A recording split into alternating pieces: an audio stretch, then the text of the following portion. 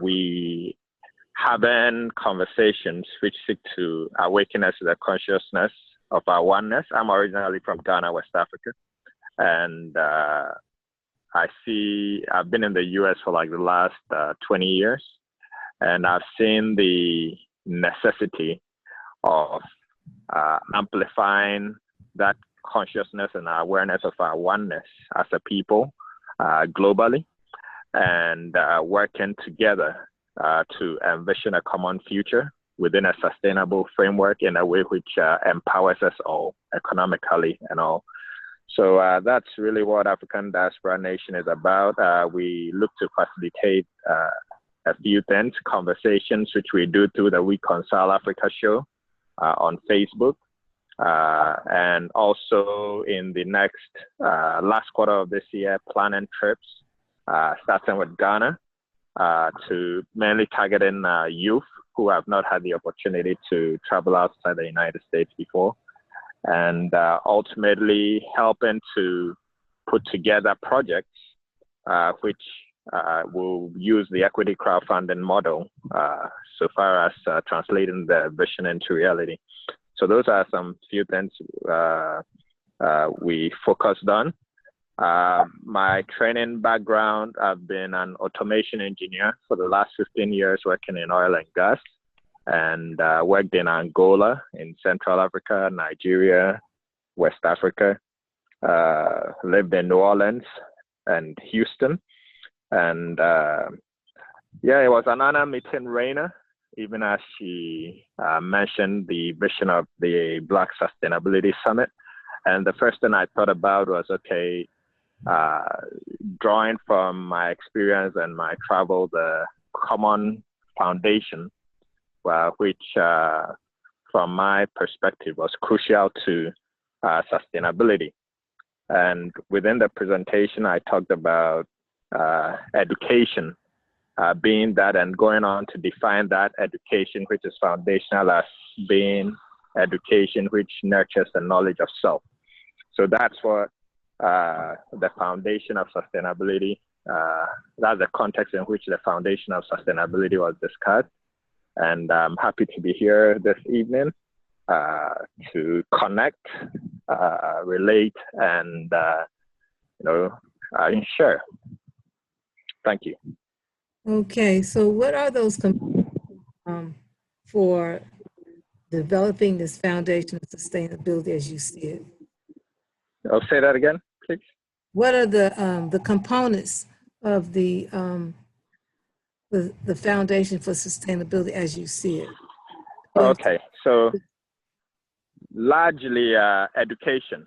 To the foundation, as I laid out in the presentation, is a knowledge of self, right? So within an educational framework, raising and nurturing and helping each other, as well as people within our sphere of influence, come to that awareness of knowledge of self. In the presentation, I went over experiences in Ghana and Liberia, which, from my perspective, limits creativity and innovation, because some way, somehow, conditioning that the educational system at some point had inflicted upon people was to see what is authentically yours as inferior, and defining development within the context of how other you became, right? So that foundationally is not a sustainable framework.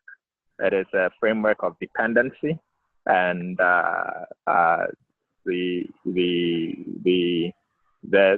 criticality of highlighting that, I believe, is necessary if we to catalyze our development in Africa and globally. Okay, we're going to open up for any others who may have some questions for you, who've had a chance to look at the work. I've opened up, I muted everyone, so If you would like to ask a question, please do so. If not, you can mute yourself again.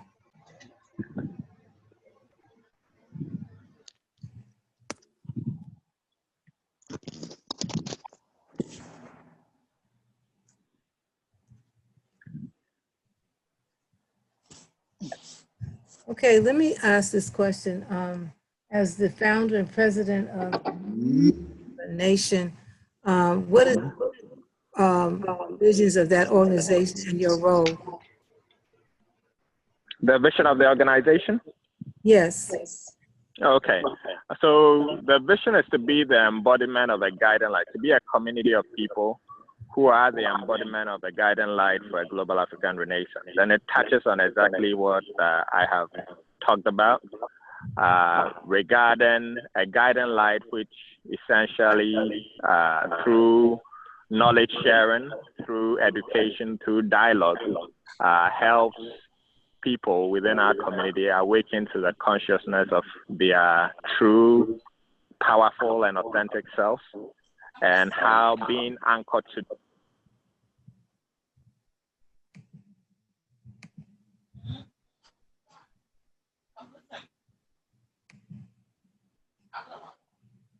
Hello?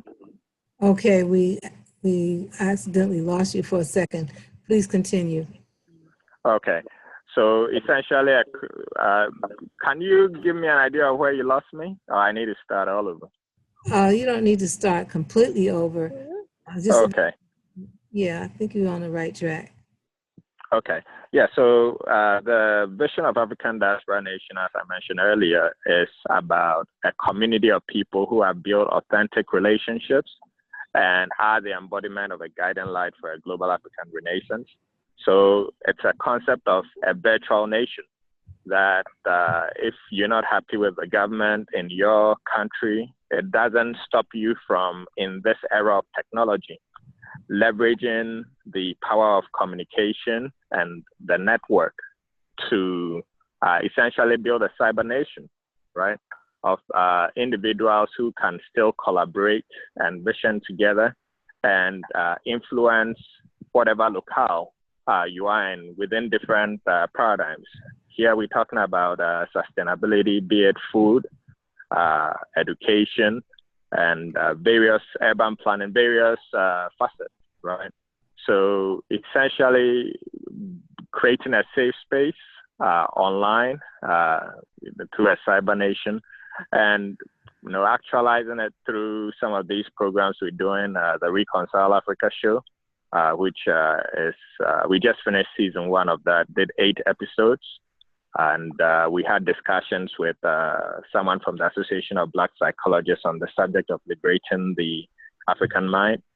We talked about entrepreneurship and partnerships within the global African diaspora. And, in a few months, we will start our trips to Africa. And under the theme of being centered, getting centered through a trip to the center of the world, which is what we call Ghana, right? Latitude and longitude 0.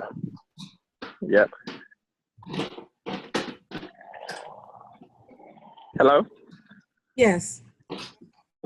The mics are open for anyone else who would like to ask a question. Hello, everyone. This is Samuel Burnham. Welcome, Samuel. Hey, that name sounds familiar. Yes, your name and voice sound familiar. If this is the same Kwabena that I'm thinking of, we were at the FAMU FSU College of Engineering. Our paths overlapped there. Absolutely, Sam. That's me, all right. Lieutenant Sam, right? Well, I guess you could say in my other life, I'm a lieutenant.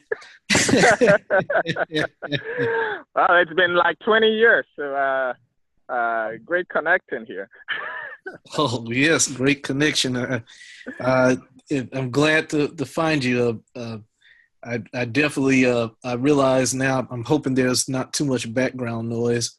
I wanted to first see if you're the same person.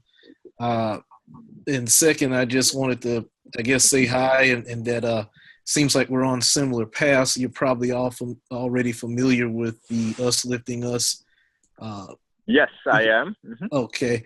I'm a member of that as well, and they're in the process of forming a technology component. Okay. Yes, and I was definitely interested in the role you feel technology will play in sustainability of African people. Yeah, absolutely. I believe nowadays I talk about Marcus Garvey, for example, and I say in an era of snail mail and ship travel, he was able to galvanize a movement of about 1 million people, right? And the question is, if he was present today with technologies such as Facebook Live, Periscope, conferencing, and all that, I wonder the impact he would have, right? He could sit in his room, wherever it is, and broadcast to the whole world, right? So essentially, from a technological standpoint, I believe all the pieces are in place. We got someone, like Facebook, their vision is to connect the world, right? And I say once the world is connected, it's essentially the highway is laid for people who are able to articulate a compelling vision and are able to mobilize to create and build together without respect for national and geographical boundaries. So essentially, you have the opportunity to build a nation, a cyber nation in the cloud, and I believe that's the future, right? So using that as a foundation and mobilizing, be it financial resources, as you're looking at in uplifting us for joint projects which uplift and economically empower our people. It's left to our creativity and innovation. And at this point, I'll say nothing holds us back, considering the technological frameworks available, except ourselves, right? And whether we can build the trust and authentic relationships which allow us to do big things and great things together, which serve our common good. I definitely agree. I don't want to take up all the talking time. I hope I signed up on your organization's website. Okay. Making sure you have my contact information. I think the last time we talked, Hurricane Katrina was causing some trouble in the Gulf. So. All right. I'll look it up and definitely connect. Sam, it is an utmost pleasure to find you here again. Yes. So thanks. Definitely nice to see you on the similar path. Yes, absolutely. Yeah, absolutely. Oh, this is wonderful. This opportunity to connect with people you haven't met you haven't seen for a long time. I'm overjoyed to know that, we've connected two people who haven't been in contact with each other for some time. So that's wonderful. I heard you say, Brother Kwabena, about a cyber nation in the cloud. Is that what you said? Yes, that's what I said. Not cyber nation in the cloud. Okay. Yep. So that's the African diaspora and the continent, and on a cyber note and into the cloud. I'm just a little curious about how that works. How would. All right. So essentially, it's about leveraging technology, right? Okay. We are operating in a technological framework right now. We are in different places, but it seems like we are together in the same space, right? So it's not that you only stay in the cloud, but you build a culture in the cloud. You build a framework in the cloud, but you need to touch down where you are locally, right? So essentially pooling and sharing resources, be it ideas, be it encouragement, motivation, inspiration, sharing best practices. And I'm sorry, I was driving from New Orleans to Atlanta, so I had to pull over, and so you hear some noise in the background. So I apologize for that. So that's the concept. It's essentially saying we can leverage technology. We can, have commercial intercourse, relationships for business and all that, and network.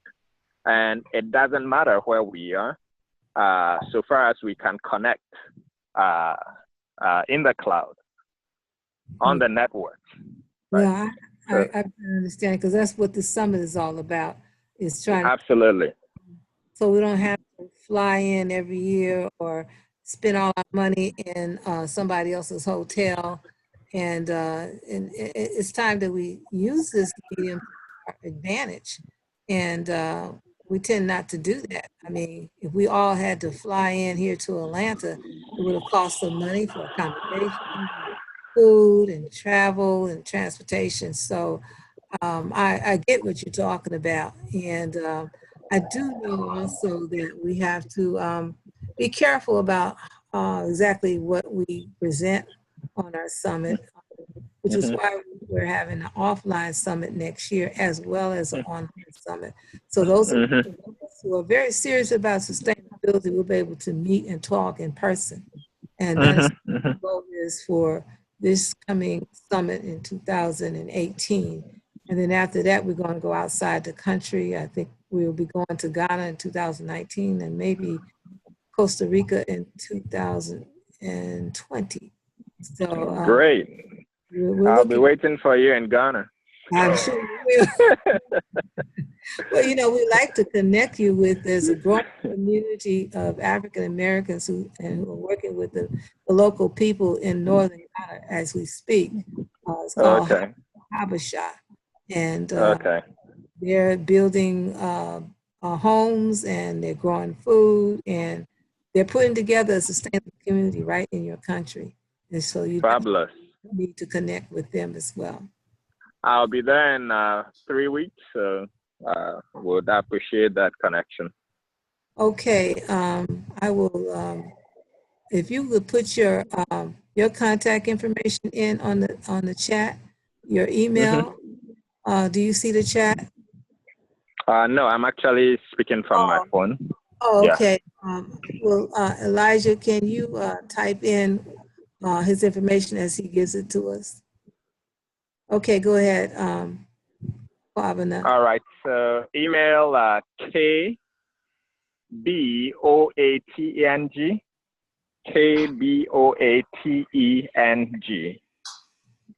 at africandiasporanation.org. And phone number on WhatsApp, it's 1-850-300-3273. Okay, I'm waiting to see if Elijah is in there. Hopefully he will in a few seconds. We should see it on the chat line. But you aren't able to see it, I know. But Elijah, hear us. Let me see what's going on. I don't know why we can't hear you. Okay, I guess I'll have to type it in myself. All right. Go ahead, let me have it again. It's KBOATENG. Oh, hold on. Hold on, I'm sorry. I want to send this to everybody that's on this call. Okay, I'm ready. It's KBOATENG. All right. Can you hear me now? Yeah, I can hear you now. Okay, great. All right, Baba, can you start over again? Okay, it's KBOATENG, like boat and ENG abbreviated, at africandiasporanation.org. Great, excellent. And you gave your WhatsApp number as well? Yes, it's +1 850 300 3273. Beautiful. And I just wanted to really thank you again. I had a question I wanted to ask. Mama Nobantu, do we have time for one more question? Yes, we do. Sure. So I really appreciate what you've been saying, and I love the answer to the technology question. Something that I'm very deeply interested in expanding the work, and would love to work with you all on that, and we'll definitely be reaching to talk more about how we can do that.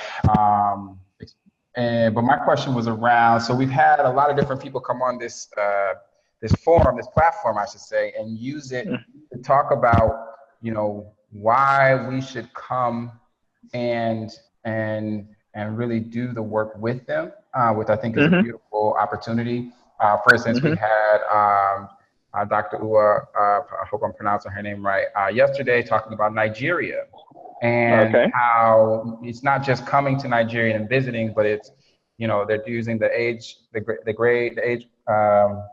group and basically initiating you into these villages, and you become family, and they give you land, and et cetera, et cetera. And so I wanted to kind of have you talk a little bit about why Ghana and how people can get involved with Ghana, and how your work helps to dispel or directly, address some of the challenges that Black folks sometimes face within Ghana. I was in Ghana a year ago. I love it, but I want to kind of hear from you. What do you see Ghana offering in terms of the site of sustainability or sustainable communities? Okay, so one thing we do with the show we call it Reconcile Africa. All right. So it highlights the fact that there needs to be that foundation of reconciliation, because I met some at a historically Black college, if I could talk a little bit about that. I met some at a historically Black college or university, and I sensed through my experience over there that there was a kind of wall, a virtual wall, which for me was inhibiting authentic relationships, right? So that's actually when the vision of African Diaspora Nation was born, that at some point would like to be one who facilitates better understanding. And one thing I highlighted in the presentation was the fact that there are different, through education and through various influences upon the culture, whether it's media and all, there are various influences which condition minds, which directly translate into relationships, right? So that is why we have the Reconcile Africa show. So the number one is to sunshine issues, and I'd like to understand, like, if you could shed more light on what your experience was. And I'm not particularly, just to clarify, I'm not hyping Ghana as the only destination. It's really a Pan-African organization. So if I come across like pitching just Ghana, it's just where we start on some of the initiatives we have, right? So far as Ghana, I believe you probably are aware of the right of abode, framework over there. And even with that, there's still a need for a lot of advocacy work. And that's something African Diaspora Nation is looking to do, because from a governance framework, it needs to be presented as, hey, there is a win-win opportunity over here in creating an environment which is conducive for people of African descent who feel an authentic connection to the land, to connect, right? I'm sure there are quite a number of people doing that kind of advocacy work. Ambassador Bennett in Ghana, but African Diaspora Nation is eventually going to be involved in that, and that's actually why I'm going down in the next 3 weeks, right? We're a pretty young organization, but we want to leverage our relationships to, first of all, highlight what the issues are, what the experiences are. So that's something I'd like to talk to you more about, right? So that we could shed some more light on, whatever, your experience was. I actually like to hear about that. That's what I have for now. I don't know whether you have any follow-up. Okay, again, we appreciate your coming in, I know you were traveling, you said from New Orleans to Atlanta. Have you gotten here yet? No. I had to pull over. I'm at a McDonald's somewhere on 85, right? So I had to pull over for a while so that I could come in. Well, thank you. But what's the name of the gentleman I just spoke to? So I'd like to connect. Elijah Hall. Oh, yes, it's brother, Elisha, Elisha Hall. Elisha Hall, okay. So I'll reach out to you. I appreciate that. Yeah, I was in Kumasi, Ada, Wood Village. Okay. Yes, Kokabita. I mean, it was beautiful, and we can definitely talk more about that offline. Yes, definitely. Look forward to connecting. You have my information, so definitely reach out, and I'd like to understand a little bit more about what your experience was like. Great, will do. Okay. All right. Thank you again. We appreciate your input and into the Sustainability Summit today. And for those thanks for the opportunity. Oh, you're more than welcome. For those who are still on the platform here, we're going to have one closing remark by our dear, we'll say, coordinator, Raina Turner. She's coming in at 10 o'clock to close out this summit. So if you want to hang in, would appreciate it. We would appreciate it to hear the final closing at 10 o'clock. So with that, we're going to close out on this session, and we're going to move forward to 10 o'clock, and then we look forward to 2018. All right, and I said earlier, we will be able, for those who weren't able to get a chance to look at all the presentations or any of the Q&A, everything's been recorded, and the presentations that we probably will close out and then open them up again in a couple of weeks. So Raina will probably give you more details at 10 o'clock. So thank all of you for staying in despite our little technical issues we've had. You guys have really hung in with us, so you need to be applauded, and we thank you. So at this time, we're going to close down, and we'll be back up around 10 o'clock to close out for this year summit. Thank you so much.